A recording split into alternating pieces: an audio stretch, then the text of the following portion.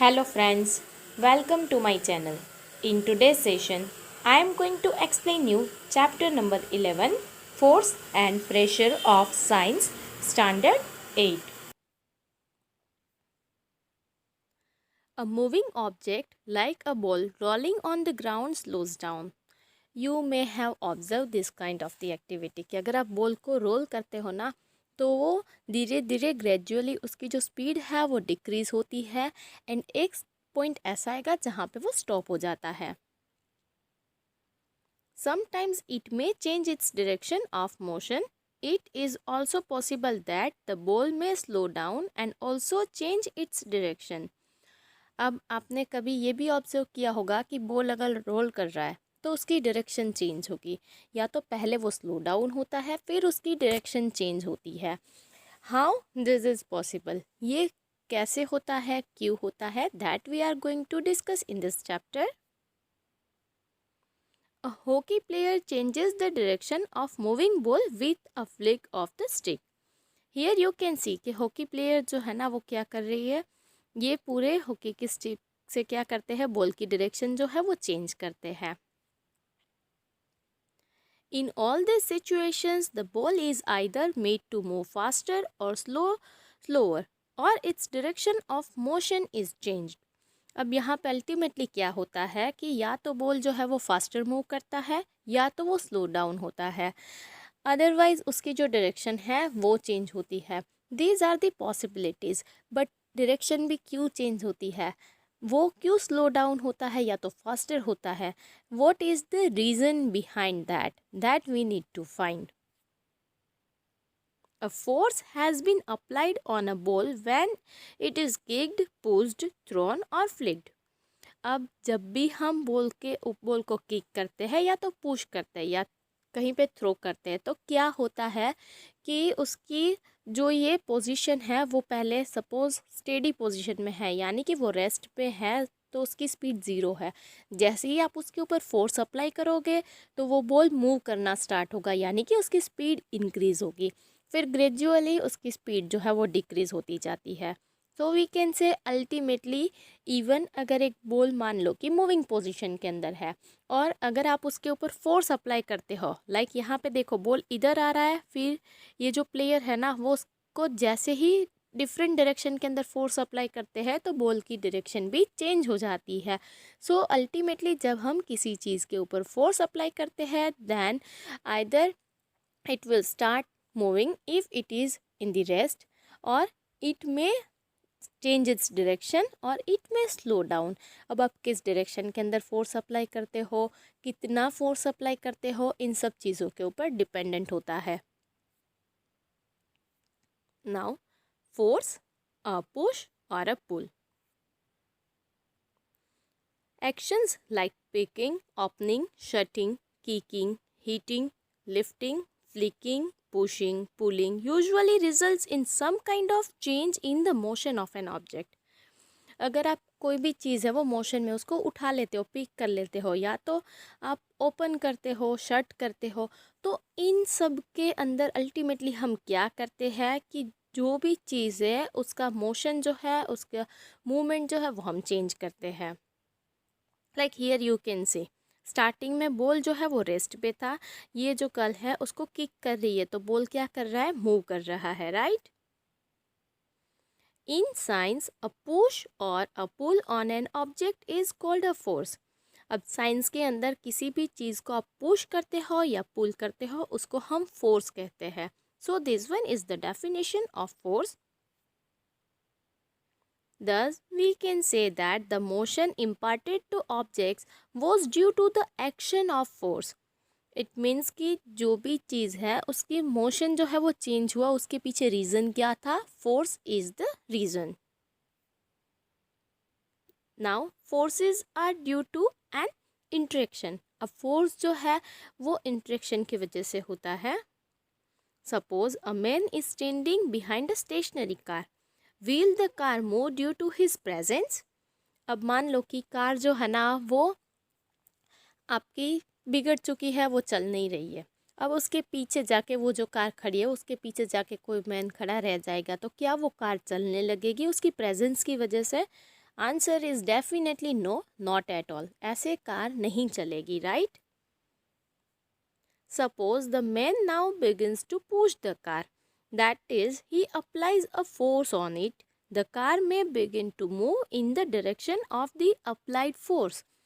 अब मान लो कि वो जो मैन है ना, वो पहले जस्ट पीछे खड़ा था, तो डेफिनेटली कार जो है वो स्टार्ट नहीं होगी. अब उसने फोर्स अप्लाई किया तो क्या होगा कि कार जो है ना वो मूव होना स्टार्ट हो जाएगी. और कौन सी डायरेक्शन के अंदर कार मूव होगी? तो डेफिनेटली जिस डायरेक्शन के अंदर वो फोर्स अप्लाई करता है उसी डायरेक्शन के अंदर कार मूव होती है. सो जिस डायरेक्शन में हम फोर्स अप्लाई करते हैं उसी डायरेक्शन के अंदर जो ऑब्जेक्ट है उसके मूवमेंट स्टार्ट होती है अगर वो रेस्ट पे है. Kids are trying to pull each other. अब आप देख सकते हो ये एक दूसरे को ना पुल कर रहे हैं, खींच रहे हैं.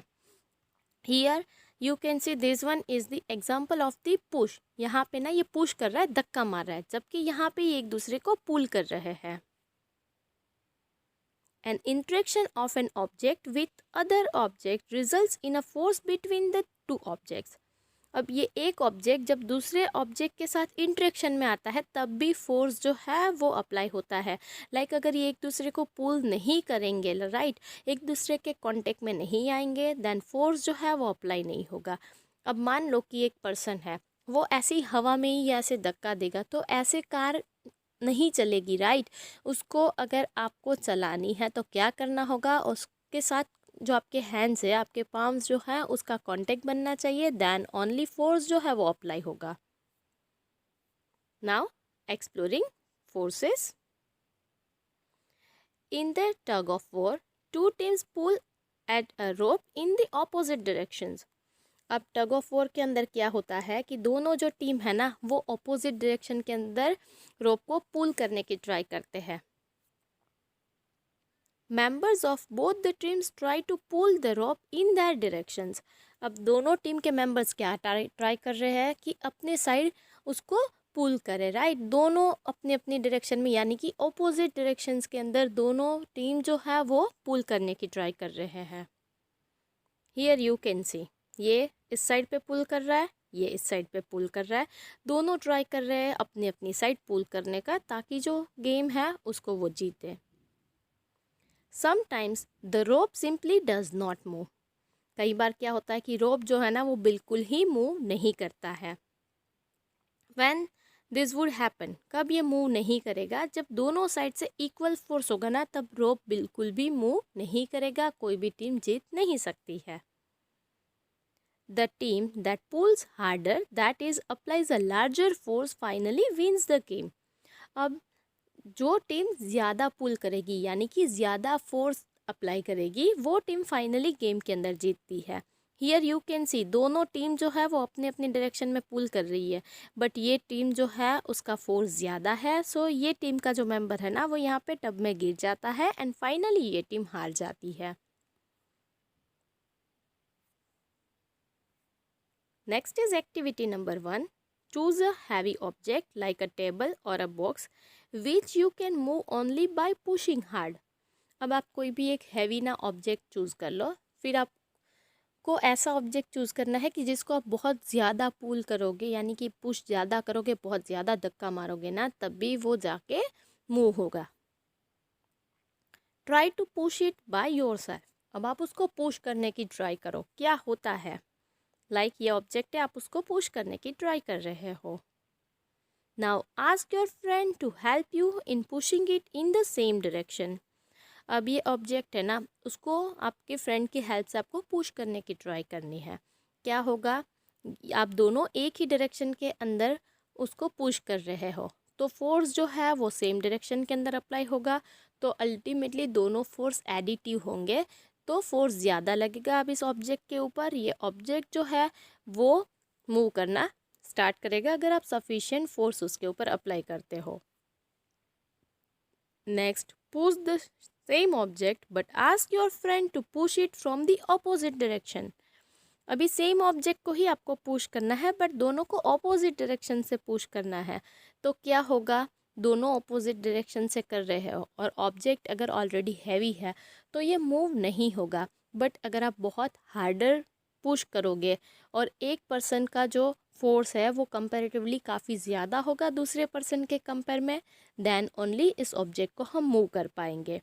तो here we can say that direction is also important. आप कितना फोर्स अप्लाई करते हो सिर्फ वही सफिशिएंट नहीं है, बट आप कौन से डायरेक्शन के अंदर फोर्स अप्लाई करते हो that is equally important. Forces applied on an object in the same direction add to one another। जैसे मैंने बोला कि अगर एक ही डायरेक्शन के अंदर दोनों फ्रेंड्स मिलके फोर्स अप्लाई करोगे तो वो दोनों फोर्स ऐड होते हैं because they are in the same direction. If the two forces act in the opposite directions on an object, the net force acting on it is the difference between two forces। अगर आप same object को opposite direction से करोगे तो क्या होगा, दोनों के फोर्स ऑपोजिट डायरेक्शन में है, तो अल्टीमेटली जो फोर्स ऑब्जेक्ट के ऊपर लगेगा वो कितना होगा, वो आपका फोर्स और आपके फ्रेंड ने जितना फोर्स लगाया उन दोनों का डिफरेंस होगा। सो डेफिनेटली यहाँ पे फोर्स है ना वो काफ़ी कम होगा। हियर यू कैन सी दोनों साइड से आप ट्राई करते हो तो यहाँ से जो फोर्स है और यहाँ से जो फोर्स है इन दोनों का जो डिफरेंस होगा उतना ही फोर्स इस ऑब्जेक्ट के ऊपर अप्लाई होगा। A force could be larger और स्मॉलर देन दी अदर। अब फोर्स जो है ना वो लार्जर भी हो सकता है स्मॉलर भी हो सकता है, डिपेंड कि आप कितना फोर्स अप्लाई करते हो। The strength of a force is usually expressed by its magnitude. अब आप कितना फोर्स अप्लाई करते हो ना वो उसके मैग्नीट्यूड से रिप्रेजेंट होता है। We also have to specify the direction in which a force acts. Also if the direction or the magnitude of the applied force changes it effects also changes. Now next thing is direction is equally important और direction और magnitude दोनों का importance है। Like आप same direction के अंदर apply करते हो तो दोनों फोर्स ऐड होंगे और जितना ज़्यादा अप्लाई करोगे उतना ज़्यादा फोर्स होगा। अगर दो फ्रेंड्स है वो सेम फोर्स अप्लाई करते हैं बट ऑपोजिट डायरेक्शन में से करते हैं, देन नेट फोर्स जो ऑब्जेक्ट के ऊपर होगा वो तो ज़ीरो हो जाएगा। सो आप कौन से डायरेक्शन से फोर्स अप्लाई करते हैं और कितना करते हो ये दोनों जो है वो फाइनली डिसाइड होता है और उससे ये ऑब्जेक्ट मूव होगा या नहीं होगा, या तो मूव कर रहा है तो उसकी डायरेक्शन चेंज होगी या नहीं, ये सब फैक्टर्स उसके ऊपर डिपेंडेंट होते हैं। Now a force can change the state of motion.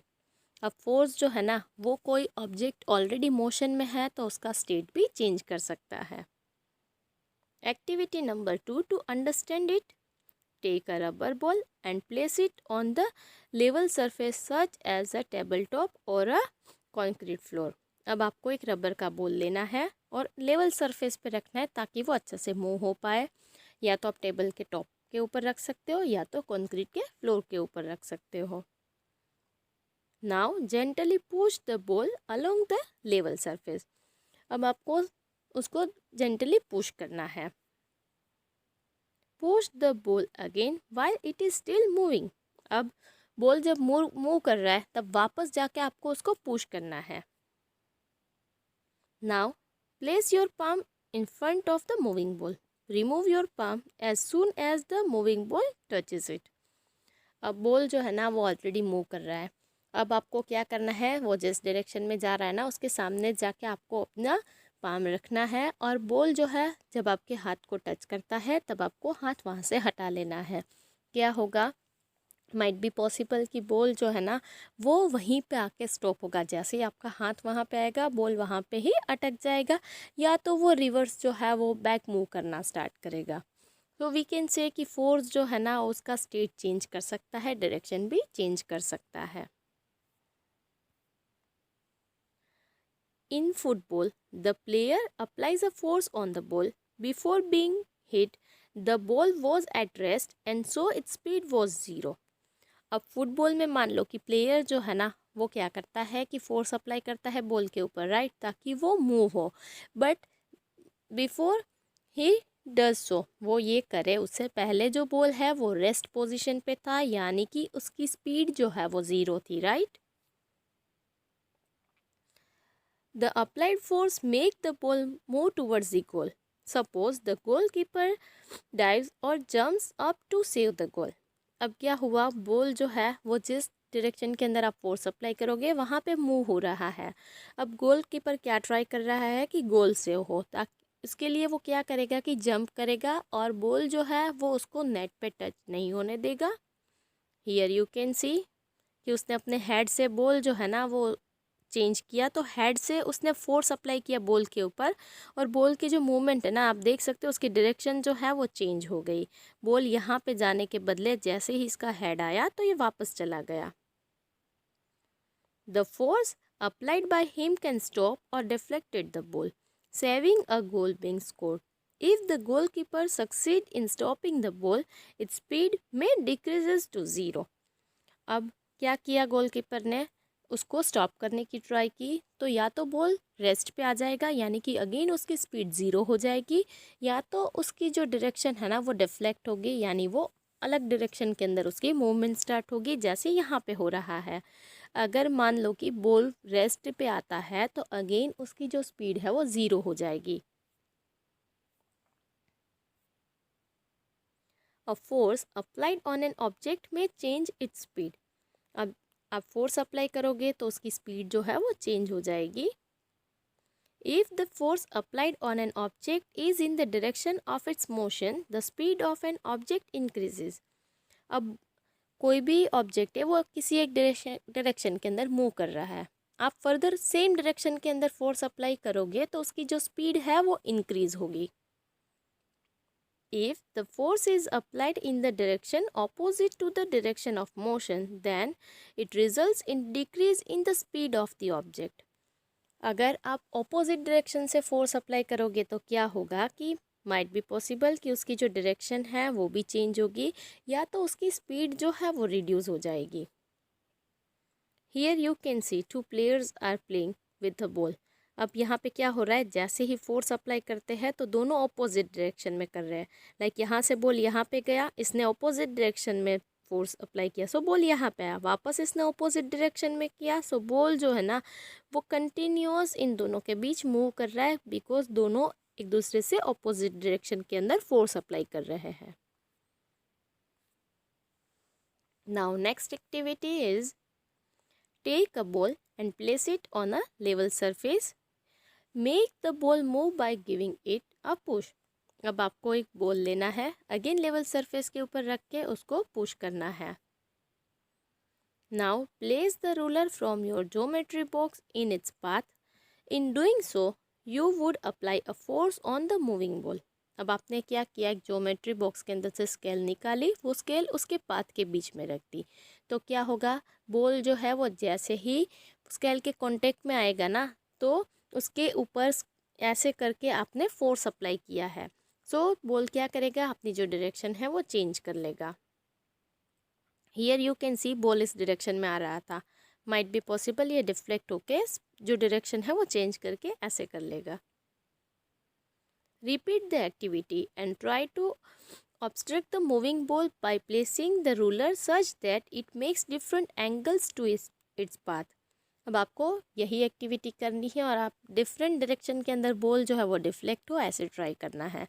So here what we can conclude कि अगर बीच में कोई भी एक चीज़ भी आती है तो वो भी फोर्स अप्लाई करती है एंड उसकी वजह से भी जो डायरेक्शन है उसमें भी इफ़ेक्ट होगी, अल्टीमेटली उसके मोशन जो है उस पर इफ़ेक्ट होती है। In a game of volleyball, players often push the moving ball to their teammates to make a winning move. अब वॉलीबॉल के अंदर प्लेयर्स क्या करते हैं कि बॉल जो है ना उसको पुश करते हैं और विनिंग मूव हो इसीलिए अपने ही टीम मेंबर्स को बॉल जो है वो पास करते हैं। Here you can see it. Sometimes the ball is returned to the other side of the court by pushing or smashing it. अब कई बार ये होगा कि बॉल जो है ना वो अदर साइड चला जाएगा। In cricket, a batsman plays his or her shot by applying a force on the ball with the bat.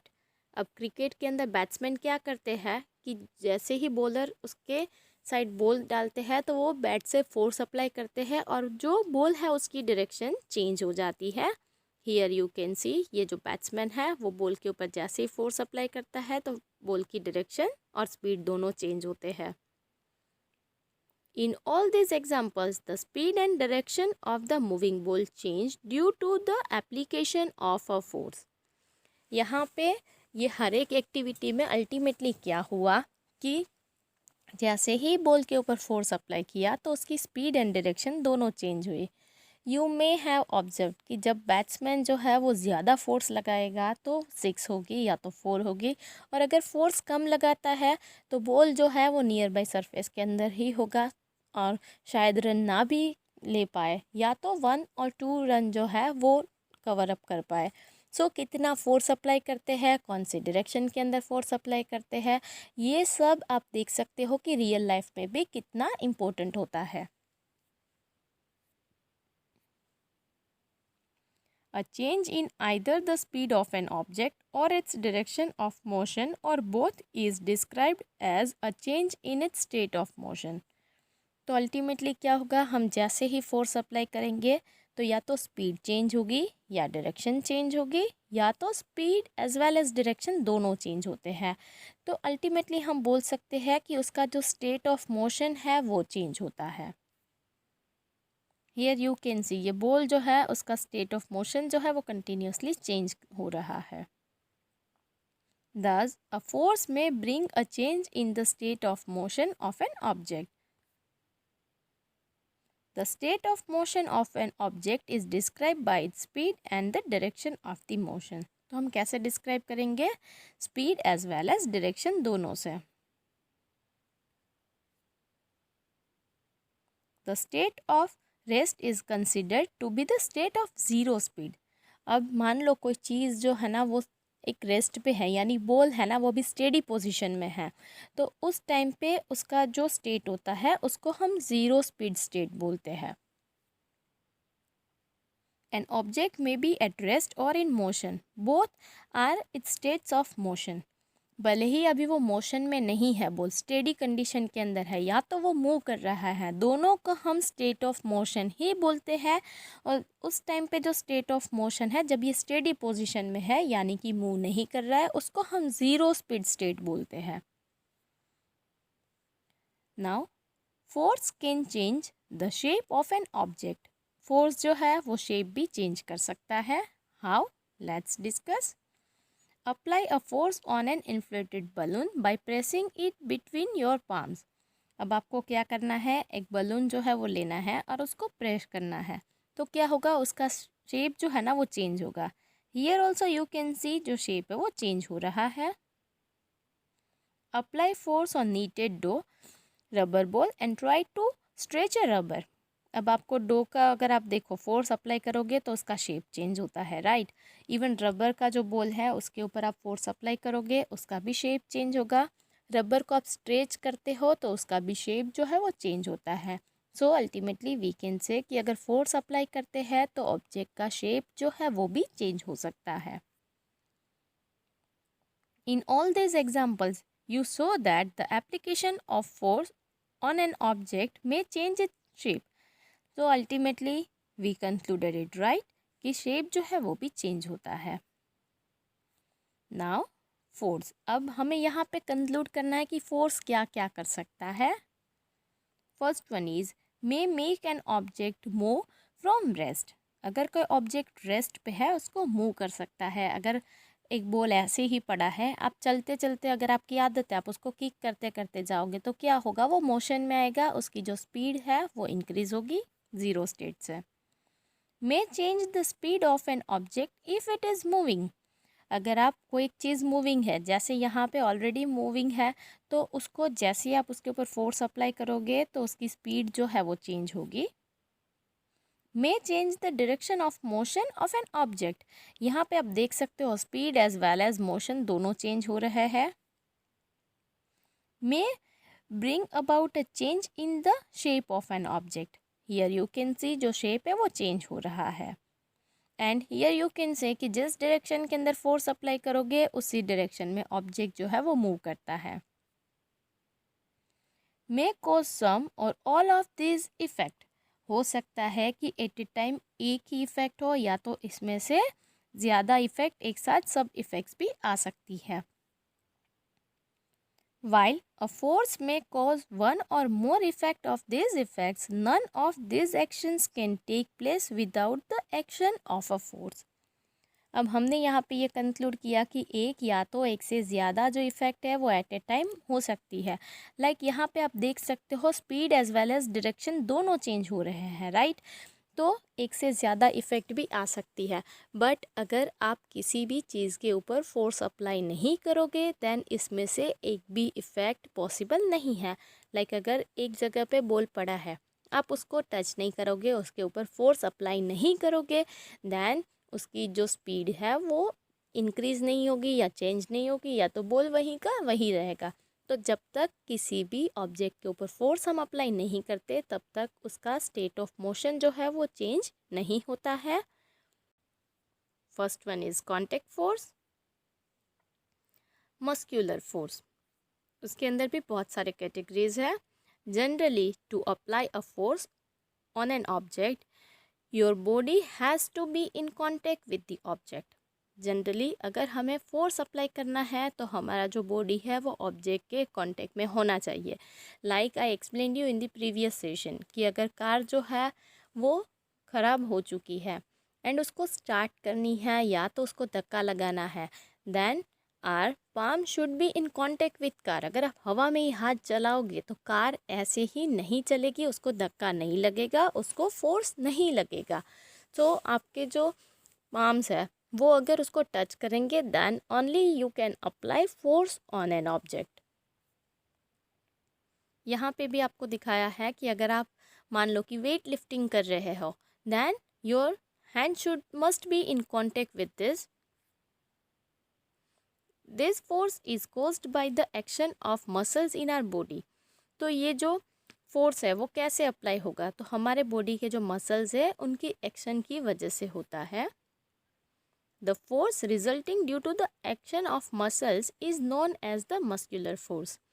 अगर कोई भी फोर्स हमारे मसल्स की वजह से होता है तो उसको हम मस्क्यूलर फोर्स बोलते हैं। Animals also make use of muscular force to carry out their physical activities and other tasks. हम अपनी डेली लाइफ के अंदर मस्कुलर फोर्स का यूज़ करते हैं तभी हम सब काम जो है वो कर पाते हैं। सिमिलर वे एनिमल्स जो होते हैं वो भी मस्कुलर फोर्स जो है उसको यूज़ करते हैं ताकि सारी फिजिकल एक्टिविटीज़ हो। Since muscular force can be applied on only when it is in contact with an object, it is also called a contact force. अगर मस्कुलर फोर्स अप्लाई करना है तो दोनों ऑब्जेक्ट्स कांटेक्ट में होने चाहिए। ये जो गर्ल है वो बकेट कैरी कर रही है, राइट।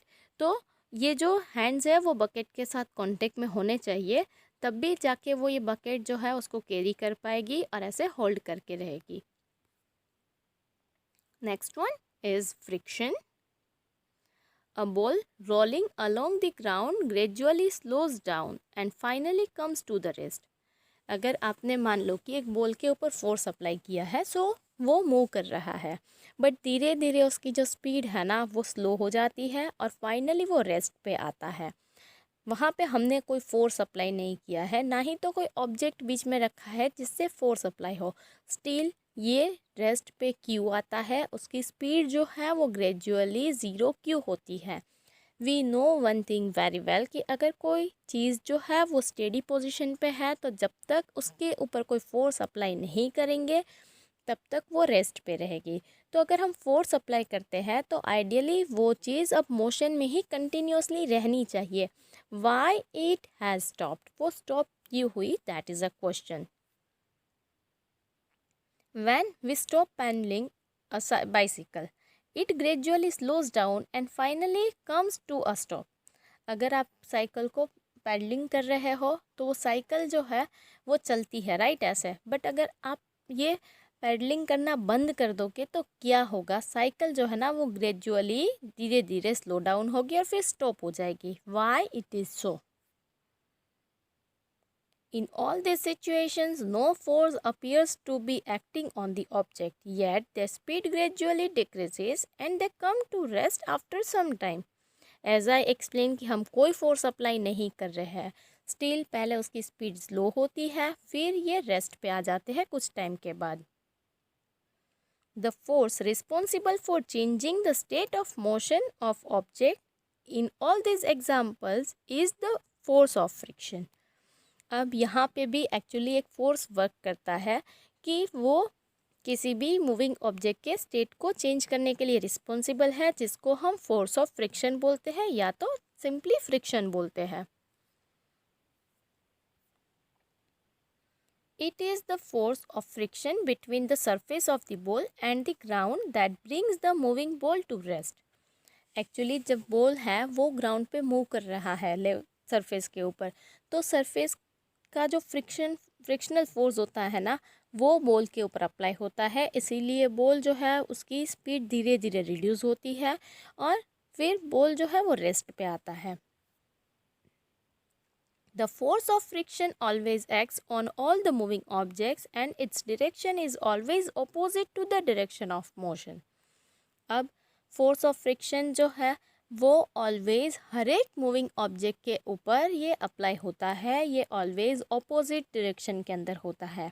मान लो कि अगर ये सिमिलर डायरेक्शन के अंदर होता तो फिर क्या होता कि सिमिलर डायरेक्शन के अंदर अगर फोर्स होता तो वो ऑब्जेक्ट कंटिन्यूअसली मूव करता रहता और माइट बी पॉसिबल स्पीड जो है वो ग्रेजुअली इंक्रीज होती जाती, राइट. बट ये अपोजिट डायरेक्शन में है और ये कंटिन्यूअसली अप्लाई होता है, इसीलिए स्पीड जो है वो ग्रेजुअली डिक्रीज होती है और एक पॉइंट ऐसा होता है जहाँ पे वो रेस्ट पे आ जाता है ऑब्जेक्ट. अगर हम चल सकते हैं और ये हम ब्रेक लगाते हैं, व्हीकल जो स्टॉप होता है वो भी फ्रिक्शन की वजह से ही होता है. और इवन जो टायर्स हैं, आपने देखा होगा कि व्हीकल्स के जो टायर्स होते हैं ना, वो धीरे धीरे वो डिज़ाइन वाले होते हैं ताकि उसके ऊपर फ्रिक्शनल फोर्स हो और वो स्लिप ना हो जाए. Here you can C motion अगर इस डायरेक्शन में है तो फ्रिक्शन अपोजिट डायरेक्शन के अंदर अप्लाई होता है. और जिस टाइम पे मोशन यानी कि जो अप्लाइड फोर्स है वो और फोर्स ऑफ फ्रिक्शन ये दोनों इक्वल होते हैं, उस मोमेंट के ऊपर ऑब्जेक्ट जो है वो स्टेडी पोजीशन में आता है, रेस्ट पे आ जाता है. Since the force of friction arises due to contact between surfaces, it is also an example of a contact force. अब क्या होता है कि जो ये फोर्स ऑफ फ्रिक्शन है वो कब अप्लाई होगा, जब कोई भी चीज़ सरफेस के साथ कांटेक्ट में आती है. सो हम फ्रिक्शन फोर्स जो है उसको भी बोल सकते हैं कि this one is also an example of the contact force, because यहाँ पे भी दो ऑब्जेक्ट्स के कांटेक्ट में आना काफ़ी ज़रूरी होता है. Next one is non-contact forces. Activity number 4 to understand it. Take a pair of bar magnets. Place the longer side of one of the magnet over 3 round shaped pencils or wooden rollers. अब आपको बार magnets लेने हैं. एक bar magnet जो है उसको आपको sharpen pencil के ऊपर या तो वुडन रोलर्स के ऊपर रखने हैं. Now bring the end of the other magnet near the end of the magnet placed on the rollers. एक मैग्नेट को आपने रोलर्स के ऊपर रखा है, दूसरा मैग्नेट आपके हाथ में है. अब जो आपके हाथ में मैग्नेट है उसको रोलर के ऊपर जो मैग्नेट रखा है उसके पास धीरे धीरे लेके जाना है. हियर यू कैन सी, यहाँ पे एक बार मैग्नेट है, यहाँ पे एक बार मैग्नेट है. जैसे ही लेके जाओगे तो क्या होगा, ये अट्रैक्ट करेंगे और एक दूसरे के पास आने की ट्राई करेंगे या रिपल करेंगे. Here you can see both are same pole, so repel करेंगे. यहाँ पे जो पोल्स है वो ऑपोजिट पोल्स है और ऑपोजिट पोल्स जो है वो एक दूसरे को अट्रैक्ट करते हैं. Next, bring the other end of the magnet near the same end of the magnet placed on the roller.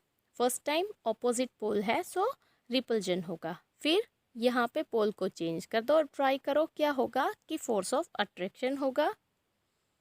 It always moves in the direction of the approaching magnet.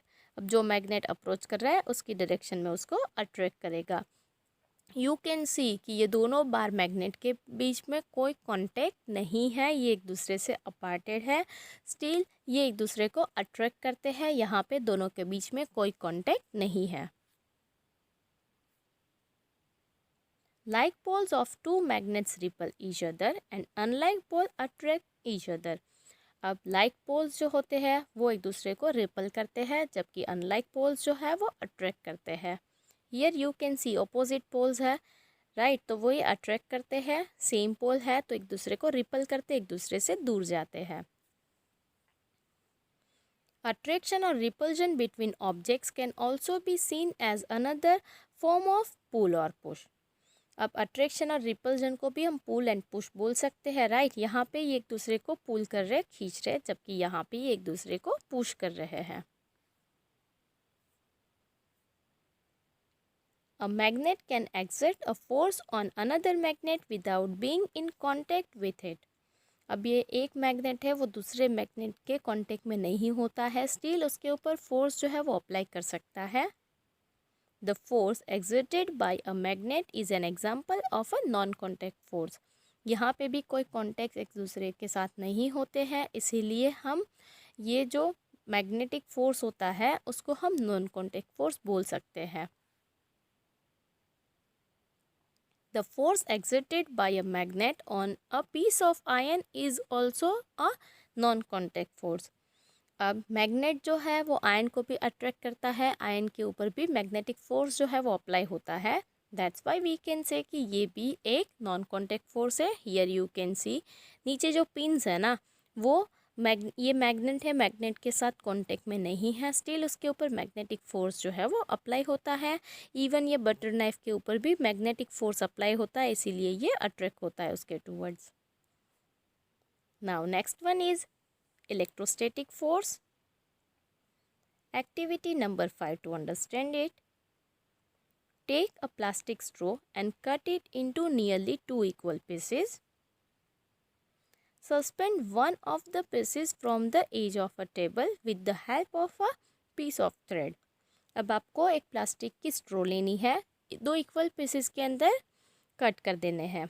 एक piece जो है ना वो आपको एक thread की help से table के नीचे ऐसे उसको हैंग करना है. Now hold the other piece of straw in your hand and rub its free end with a sheet of paper. Bring the rubbed end of the straw near the suspended straw.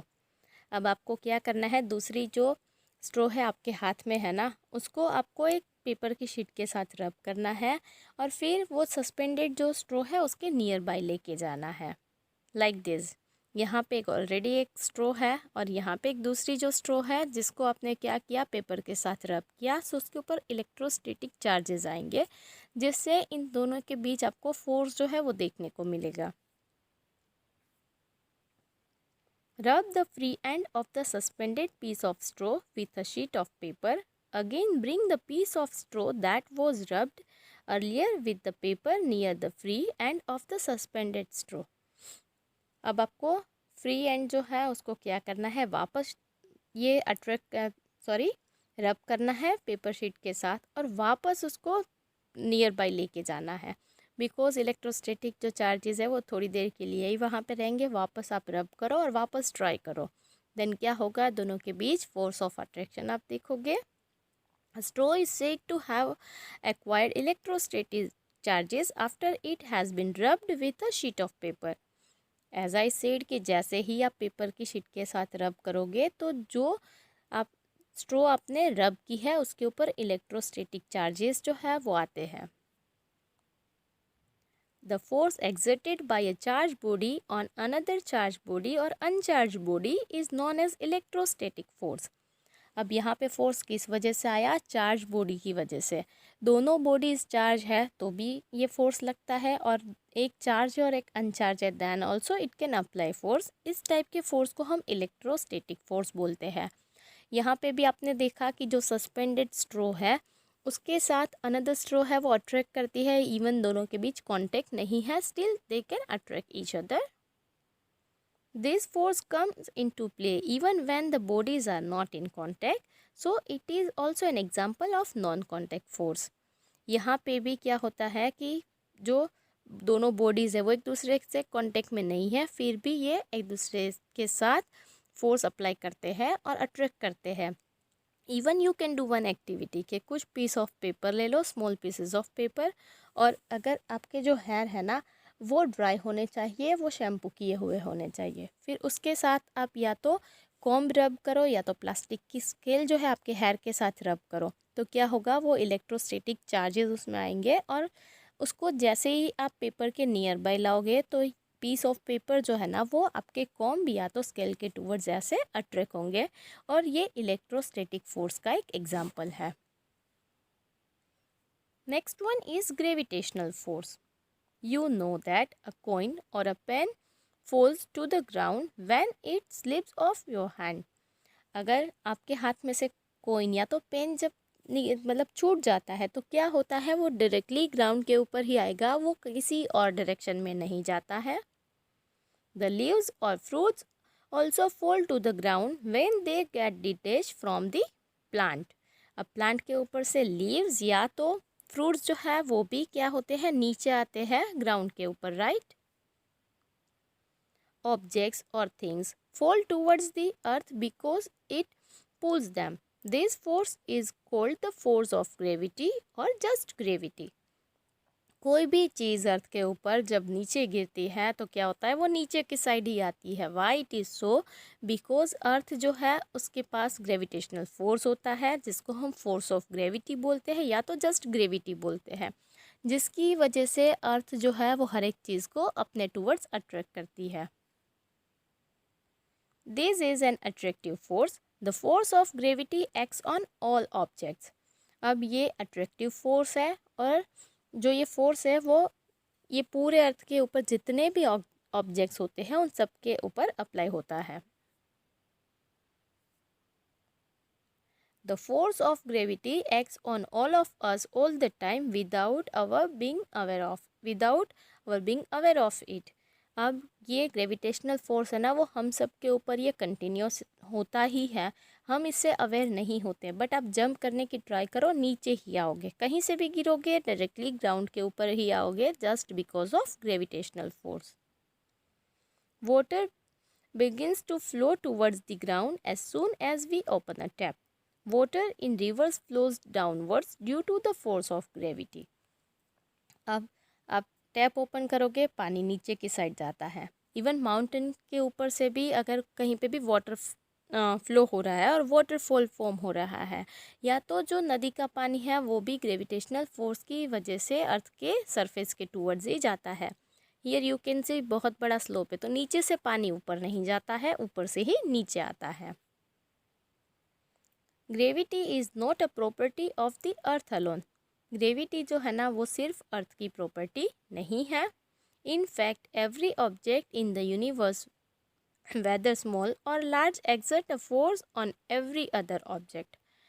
Universe के अंदर जितने भी objects हैं उनके पास ये gravitational force होता है। किसी प्लेनेट के पास ज़्यादा है तो किसी के पास कम होता है। This force is known as the gravitational force. इस फोर्स को हम ग्रेविटेशनल फोर्स बोलते हैं। Next one is pressure. Now we need to discuss what is pressure or what is the relation between pressure and force. Now let's discuss one activity to understand pressure. Try to push a nail into a wooden plank by its head. अब आपको क्या करना है कि एक nail लेना है और उसका जो वुडन प्लैंक से उसके जो हेड है ना उसको आपको पुश करने की ट्राई करनी है। इवन आप यहाँ पे फोर्स अप्लाई करोगे वॉल के ऊपर तो क्या होगा, आप नहीं कर पाते हो, चाहे आप गिर भी जाओगे, बट आपकी जो एनर्जी है वो सिंपली वेस्ट हो जाएगी। Try cutting vegetables with a blunt and a sharp knife. अब आपको वेजिटेबल्स को कट करना है, एक बार ब्लंट ले लो नाइफ और एक बार आपको शार्प नाइफ लेना है। डेफिनेटली शार्प जो नाइफ है उससे कटिंग जो है वो जल्दी होगी, ब्लंट से कट करना काफ़ी डिफ़िकल्ट हो जाएगा। The force acting on a unit area of a surface is called pressure. अब यूनिट एरिया के ऊपर जो फोर्स अप्लाई होता है ना उसको हम प्रेशर बोलते हैं। Pressure is equals to force divide by area on which it acts. जिस ऑब्जेक्ट के ऊपर ये प्रेशर वर्क करता है तो उसको हम बोल सकते हैं pressure is equals to force upon area. At this stage, we consider only those forces which act perpendicular to the surface on which the pressure is to be computed. अभी हम यही फोर्स जो अप्लाई कंसिडर कर रहे हैं जो vertically लगते हैं। हायर स्टैंडर्ड में आप ये प्रेशर एंड फोर्स जो है उसको डिटेल में स्टडी करोगे। So P is equals to F over A, that is force over area. So the smaller the area larger the pressure on a surface for the same force. जैसे ही area increase होगा वैसे वैसे क्या होगा, pressure जो है वो डिक्रीज होगा। और in other way we can say कि जैसे एरिया डिक्रीज होगा वैसे प्रेशर जो है वो इंक्रीज होता है। The area of the pointed end of the nail is much smaller than that of its head. अब नेल जो है उसका जो पॉइंटेड पार्ट है ना उसका एरिया काफ़ी कम होता है as compare to the head. तो क्या होगा कि उसके ऊपर प्रेशर जो है ना वो ज़्यादा अप्लाई होगा, राइट। सो हम क्या करते हैं, हेड के ऊपर जो है वो उसको करते हैं, ट्राई करते हैं कि वो नीचे की साइड उसको फोर्स अप्लाई करते हैं ताकि प्रेशर ज़्यादा हो और जो नेल है वो अच्छे से वॉल के अंदर फिक्स हो पाए। The same force therefore produce a pressure sufficient to push the pointed end of the nail into the wooden plank. अब वुडन प्लैंक के ऊपर अंदर ये इजीली चले जाए, इसीलिए हम उसके हेड के ऊपर जो है वो फोर्स अप्लाई करते हैं ताकि नीचे की साइड जो है वो एरिया कम है वहाँ पे प्रेशर जो है वो मैक्सिमम होगा। Porters place on their head a round piece of cloth when they have to carry heavy loads. By this, they increase the area of the contact of the load with their head, so the pressure on their head is reduced. अब आपने porters को देखा होगा कि वो क्या करते हैं, जब कुछ ज़्यादा सामान उठाना है ना तो एक पीस ऑफ क्लॉथ जो है ना वो अपने हेड के ऊपर रखते हैं और फिर उसके ऊपर भारी सामान रखते हैं। तो क्या होगा कि जैसे ही वो राउंडेड क्लॉथ रखते हैं ना तो वो क्लॉथ जो है उसका एरिया ज़्यादा होता है ताकि उसके हेड के ऊपर जो प्रेशर है ना वो कम हो और वो इजीली उसको कैरी कर पाए। Now pressure exerted by liquid and gases. ना क्वेश्चन इज क्या लिक्विड और गैसेस जो है वो भी प्रेशर एक्सर्ट करते हैं। Let's discuss one activity to understand it. Take a transparent glass tube और a plastic pipe and a rubber balloon. अब आपको एक ट्रांसपेरेंट क्या करनी है, ग्लास ट्यूब लेनी है या तो प्लास्टिक की पाइप लेनी है और एक रबर एंड बलून, इतना रबर बलून इतना चाहिए। Stretch the rubber sheet slightly over the end of the pipe. Hold the piece at the middle keeping it in a vertical position and pour some water. अब आपको क्या करना है, आपने जो ट्रांसपेरेंट ग्लास की ट्यूब या तो प्लास्टिक की जो पाइप ली है उसके ऊपर ना आपको रबर का बलून जो है वो लगा देना है। बी केयरफुल कि पानी जब आप करते हो और ये उसको आपको वर्टिकल पकड़ के रखना है और पानी लीक नहीं होना चाहिए, ऐसे टाइट आपको बलून वहाँ पे लगाना है, फिर पानी डालना है। जैसे ये ट्रांसपेरेंट पाइप है, नीचे बलून है, स्टार्टिंग में ये बलून जो है ना वो डिफ्लेक्टेड है, फिर जैसे आप उसके अंदर पानी डालोगे क्या होगा, बलून जो है ना वो ब्लज आउट होगा, वो इन्फ्लेट होना स्टार्ट होगा, फूलना स्टार्ट होगा। Now try to add some water वाटर। जैसे ही आपने ज़्यादा पानी डाला तो क्या होगा, बलून जो है ना वो और ज़्यादा जो है वो ब्लज होना स्टार्ट होता है। सो व्हाट इट इंडिकेट्स कि ये बलून है ना, जैसे ही आपने पानी ज़्यादा डाला तो बलून के ऊपर प्रेशर जो है वो ज़्यादा आता है, दैट्स वाई ये ज़्यादा ब्लज आउट करता है। So we can conclude that pressure exerted by liquids as well. Liquid जो है वो भी pressure जो है वो exert करते हैं। Next activity number 8 is take a plastic bottle, fix a cylindrical glass tube a few centimeter long near its bottom.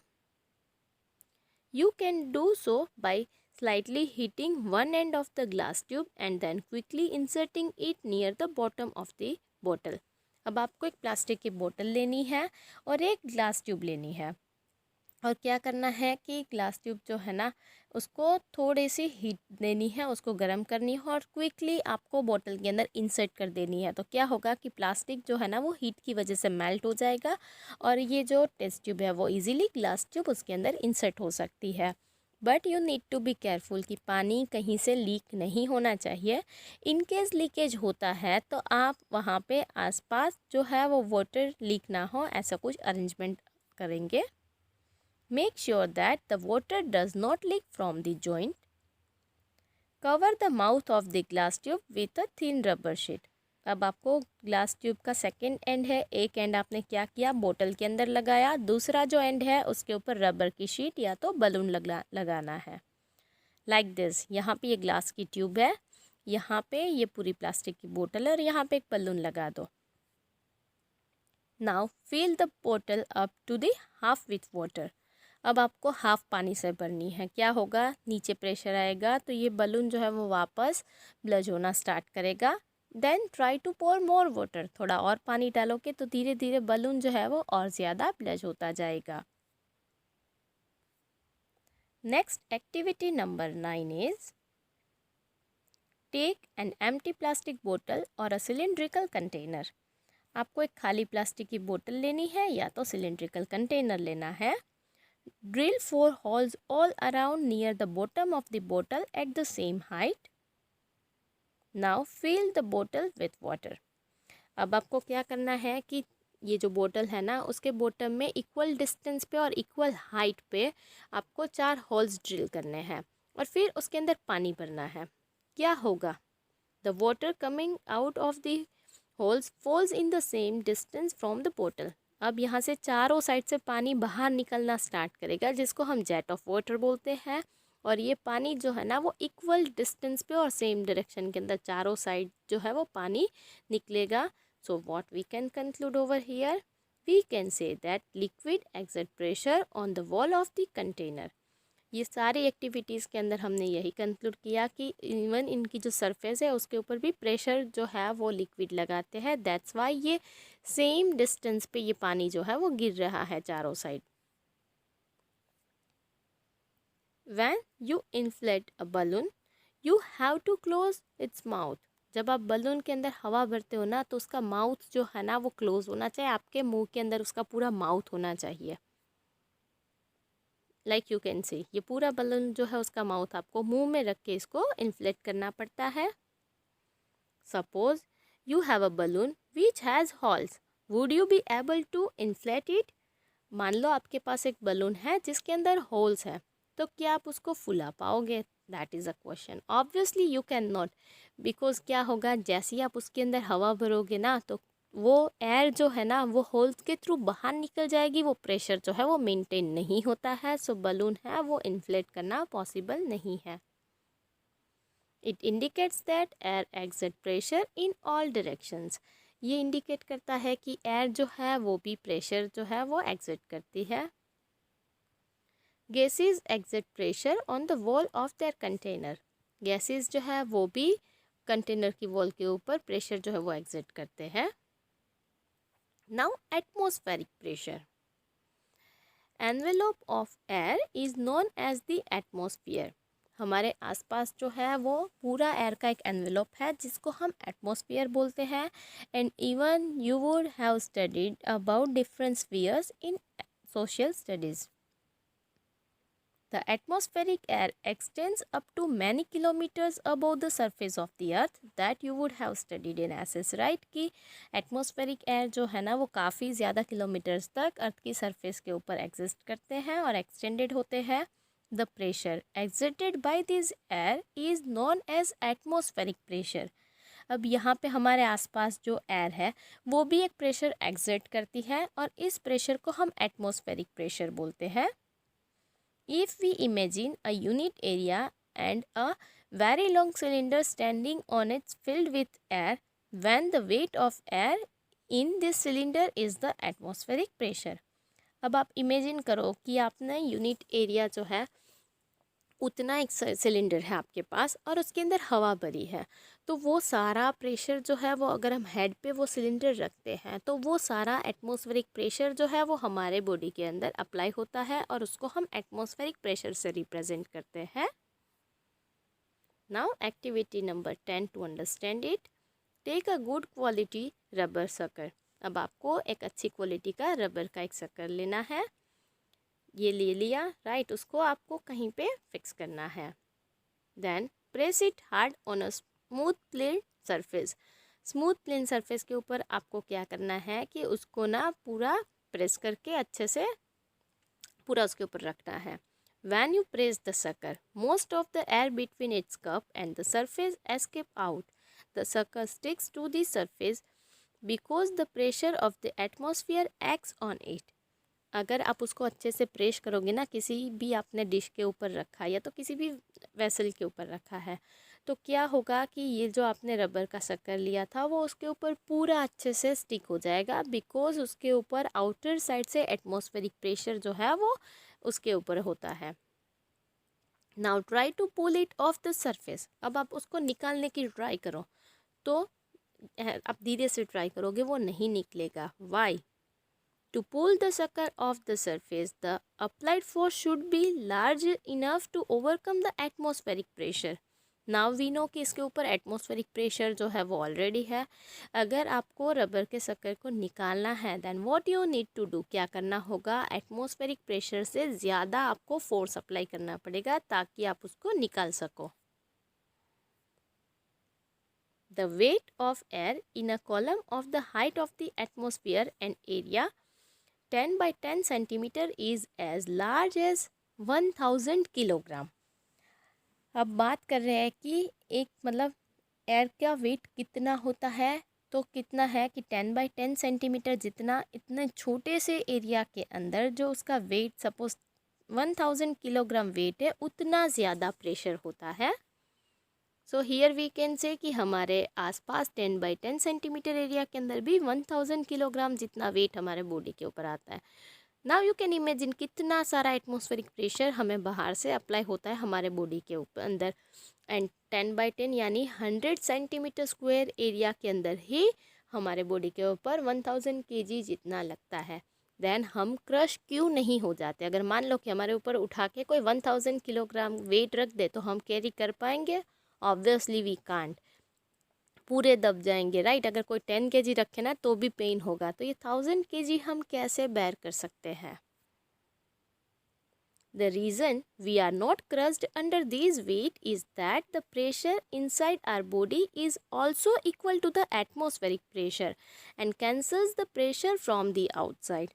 इसका रीज़न क्या है कि हम क्यों क्रश नहीं होते हैं? बिकॉज हमारे बॉडी के अंदर भी जितना एटमॉस्फेरिक प्रेशर बाहर से लगता है ना, उतना ही प्रेशर हमारे बॉडी के अंदर से आता है. So outer and inward pressure जो है वो ऑलमोस्ट इक्वल अमाउंट के होते हैं. दैट्स वाई हमें ये जो वेट है, ये जो प्रेशर है, वो फील नहीं होता है. But as you go high, जैसे आप हाइट पे ऊपर जाओगे, वैसे वैसे प्रेशर जो है वो धीरे धीरे रिड्यूस होता जाता है. दैट्स वाई जो स्पेस में जाते हैं ना, वो पूरा स्पेशली जैकेट पहन के जाते हैं ताकि बॉडी का जो प्रेशर, आउटर प्रेशर और इनवर्ट प्रेशर जो है वो अच्छे से मेंटेन हो पाए. I have explained you entire chapter. Thank you.